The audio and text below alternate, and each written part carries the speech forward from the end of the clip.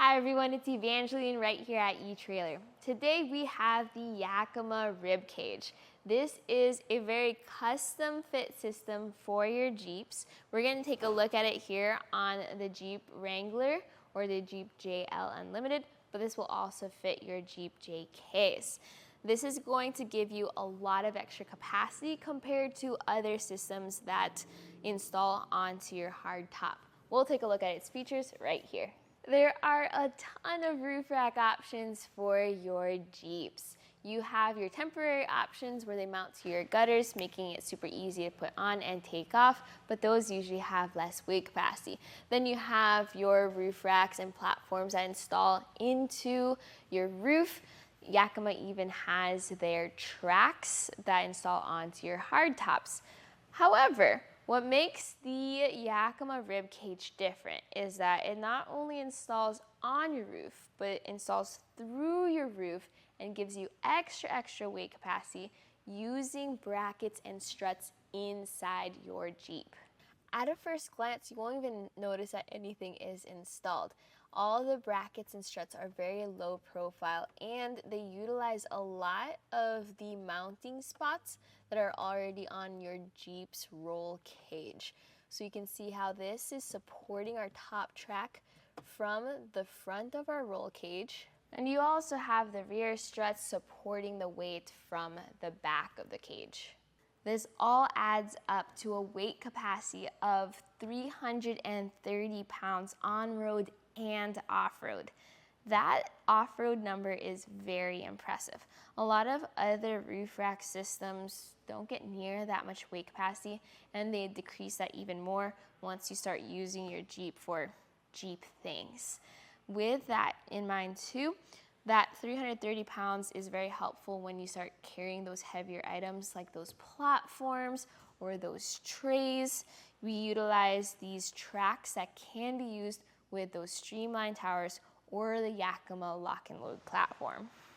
The tracks can carry different types of towers and mounting brackets. We have an open end on the end caps. You can just slide your hardware through without having to remove the end caps. Depending on what towers or platforms you use on top of here will change your actual weight capacity. If you want to fully utilize that weight capacity, get up to 3 towers there or use the lock and load platform. If you only use 2 towers, that's totally fine, but then you jump down to a 220-pound dynamic weight capacity. And because of where those tracks are mounted, if you wanted to remove your freedom panels, that's totally an option for you. All of this is mounted to the rear part of your hardtop. On the outside, looks like just any other roof rack track. Yes, it is a bit more sleek, and with its aluminum construction and its nice finish, it is designed to stay on your vehicle for extended periods of time. It is heavy duty, and it also looks good. On the inside, that's where it looks extra special. If you notice it, you do have those extra brackets and those struts holding things up, but also tucked away out of notice. Where it gets very interesting though is the installation process. I've installed a lot of roof rack tracks, things on camper shells, things on Jeeps, and usually they're a very involved process with a lot of measuring and a great risk of error. If you don't measure everything perfectly, you might end up drilling more holes than you want to. But because of how Yakima designs things, it's very straightforward, almost foolproof, and they make things a lot easier to do. Even if you're not someone that works on cars a lot, you might feel a bit more comfortable installing the Yakima RibCage. And that's going to be where it's very different. If you just want to do it once and you want to do it by yourself and not have to pay someone to install, this might be the easiest Jeep track system that there is on the market. Now, with that, it is going to be a little bit pricier, but the effort and the hassle it saves might be worth it. So if you're really curious about that process, stick around and I'll show you how I got it installed on our Jeep. What I really like about a lot of the install heavy items from Yakima is that they are very intentional about their parts design.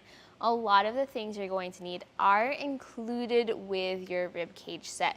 You have the bars, you have the brackets, you have all the little nuts and bolts, and even the sealant is included. What's not included are going to be some of the tools, which I have laid out here.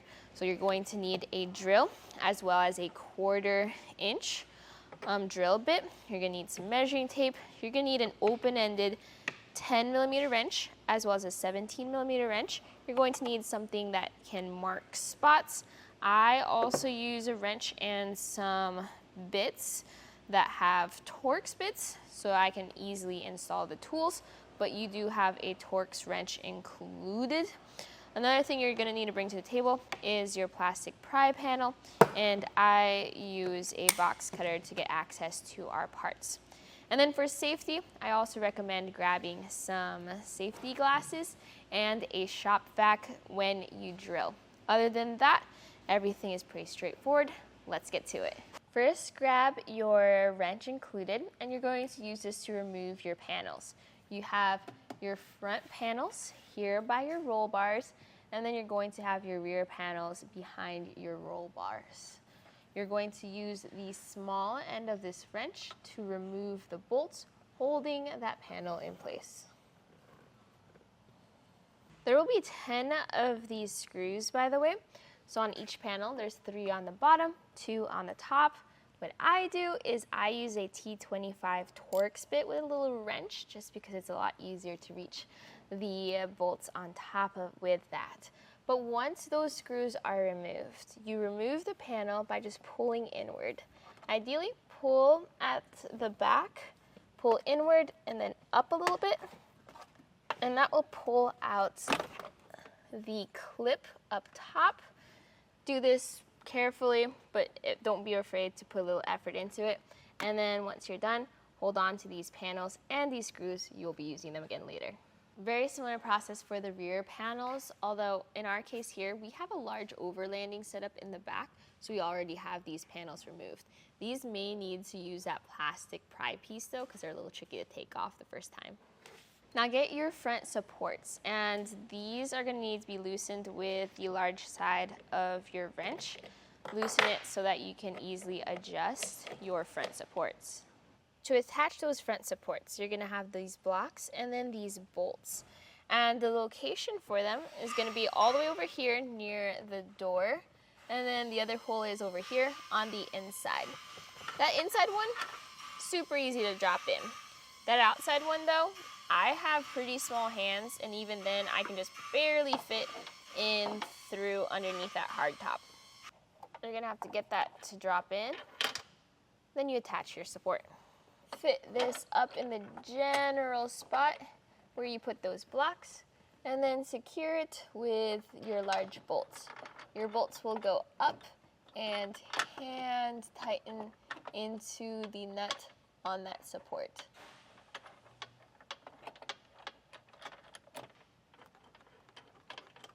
Now these are support struts, so you want to push them up against your hardtop, and there's a little lip on the top of that that you need to line up, like that. So as you hold that in place, you can now tighten down your bolts. I am using a T45 Torx bit because it's a lot easier that way. As you secure that support and you tighten down these bolts, you're going to want these bolts to tighten down to 10 Newton meters. And the reasoning for that is so that you are firm up against the roof. And then you're going to tighten down your rear height adjustment to 5 Newton meters. So if you don't have a fancy torque tool like this that can tighten down to that spec, you can find one here at etrailer. You can also borrow one from your local part shop, and 10 Newton meters is going to be at tight and then a little bit past that. You're going to drill some holes, and you have this handy drill stop included. So this will be used first to measure where you put your drill bit in. Have 1/2 inch of drill bit sticking out. Then you're going to grab that drill stop, and fit it into the hole of the support bracket that you just installed. So it'll fit perfectly in that spot, and you will use that and hold that up there as you bring your drill up to that hole and drill upwards.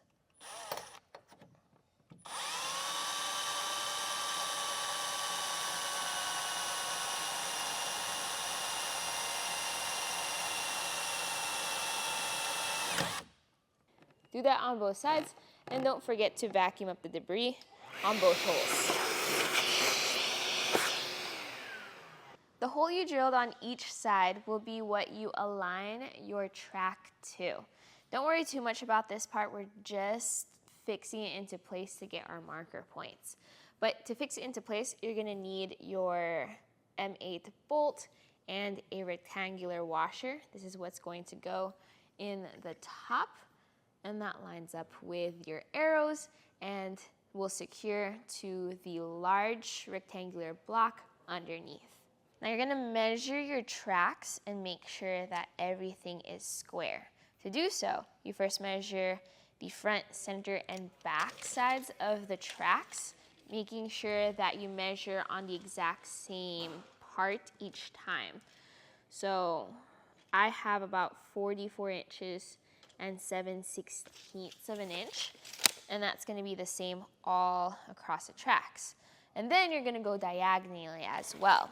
So measuring from corner to corner, I had another person with me just double check that I was measuring on the exact corner, and if those measurements are going to be the same too, then you also know it's square. Do not use the roof itself as your base measurement because your Jeep roof is going to taper. You have to rely on the tracks to be square with each other. But once you have those measurements, go ahead and make those marks in those holes because that's where you're going to be drilling. I know it's tempting to drill straight through the tracks, but you do not want to scratch up those pre-made holes in there. You're going to remove the hardware, the bolt and the washer that was holding that track into place, and you're going to rely on the marked holes that you made. You're also going to remove those support struts that you installed earlier. And I know we torqued them down and everything, but you're gonna just have to torque them all again when you put them back. So once these are removed, you'll then have that clear shot at drilling down from the roof. This time we're gonna use the large end of our drill stop. So I'm again reinserting the drill bit, making sure it's between 1/4 inch to 3/4 inches past that drill stop. We're going back to 1/2 inch. And let's get started. As you're drilling these holes, your Jeep roof is gonna be made of fiberglass, so take your safety precautions. I don't like how itchy fiberglass gets when it gets on my skin, so I definitely have myself all bundled up with some nitrile gloves, some eyes, and breathing protection. But you're gonna use that drill stop to drill all your holes.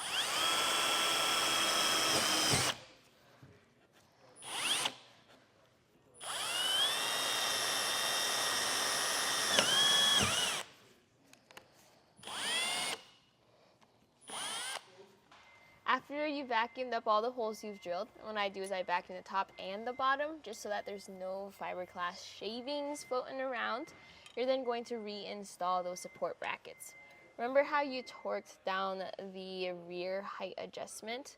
Well, go ahead and make sure that your front height adjustment is 1/16 of an inch shorter than the rear. If you don't do that, then it'll be really tricky to get that to fit into that ledge up top. You're gonna reinsert this, making sure it lines up both with the holes for your bolts underneath, but also the hole that you drilled earlier in this install. We're going to reinstall the tracks. So what I do to make this a bit faster and easier is I first put the rubber grommets, and these push in from underneath the track. Once you've done that for all the holes on the track, I then get the bolts, making sure it has a rubber washer on the inside. That's gonna fit into all those holes. We'll seal all our holes with the included silicone.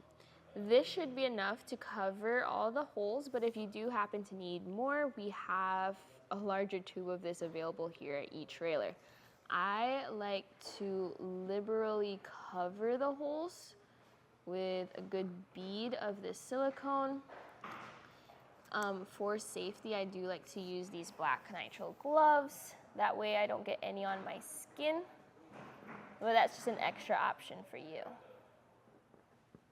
Don't forget to double check for both your rubber washer and your rectangular washer and make sure that these are in the track. Having the bolts in the track makes it easier to drop the track into those holes. Making sure everything lines up nicely and smoothly. Push those bolts in. And if it doesn't fully line up, that's why you keep the support arm underneath a little loose. You may need to wiggle that around to make sure that the bolts truly sit. Some of the bolts underneath won't have anything to thread into, so you're going to have these cap nuts that you're going to use. And this will be put on the 3rd and 4th from the rear. Tighten those around the track nuts. You may need to push down from above if you don't get enough thread.